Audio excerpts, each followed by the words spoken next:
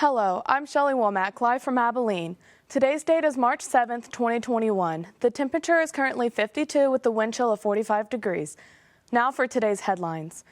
A South Carolina man stands accused of attacking police during the U.S. Capitol riots and then bragging about it. William Norwood III is facing several federal charges, including theft of government property and obstruction of Congress and disorderly conduct on Capitol grounds.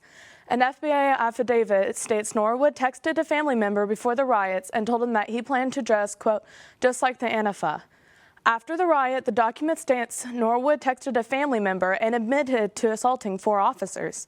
He also claimed he stole their police gear.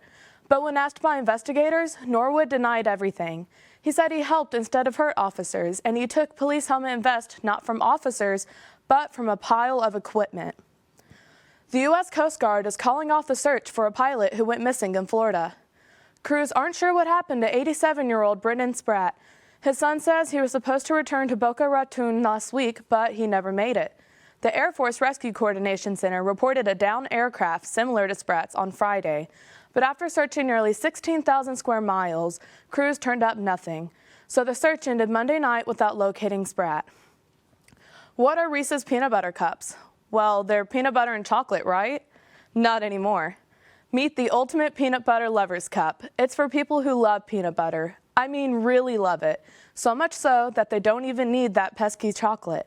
That's right, this cup is nothing but peanut butter covered in a candy shell flavored like, you guessed it, peanut butter. It kind of begs the question why you wouldn't just buy a jar of peanut butter and eat it with a spoon. We'll find out if Reese's is onto something or is messing too much with an iconic formula. The new treat launches in April for a limited time. I hope you have a wonderful day, and I'll see you next time. Stay safe, Abilene.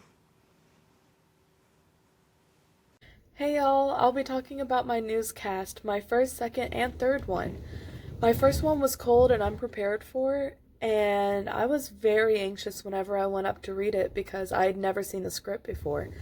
There was a lot of mess ups, and there was a lot of things I could definitely work on, especially my motions and making sure I don't look cold and rigid. And my second performance was one that I prepared, and we did kind of like a run through, and I did pretty okay.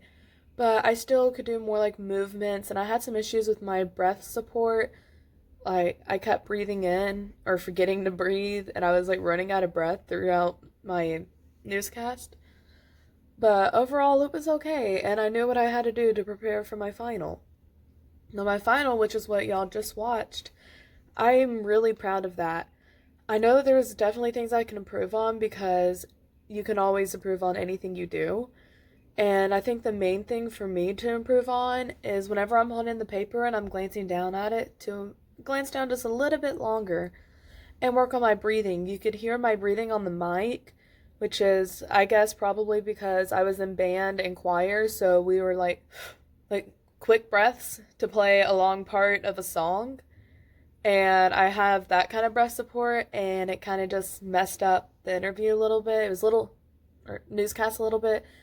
It was just a little distracting. So I could definitely work on my breathing in front of the camera with the mic to make sure that it is subtle and that the viewers cannot hear it.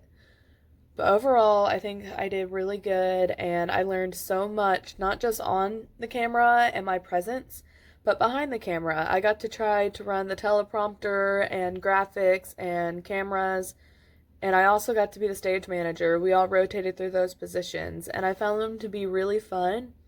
And it's kind of inspired me to start doing more at my job because I work at ACU TV. And I think it would be very interesting to get to work behind the scenes instead of just camera operating, even though I love camera operating. But I'm really excited to try to work behind the scenes on like the teleprompter or graphics, or maybe even being a stand-up speaker at events. But yeah, I hope y'all have a great day, and I will see y'all next week.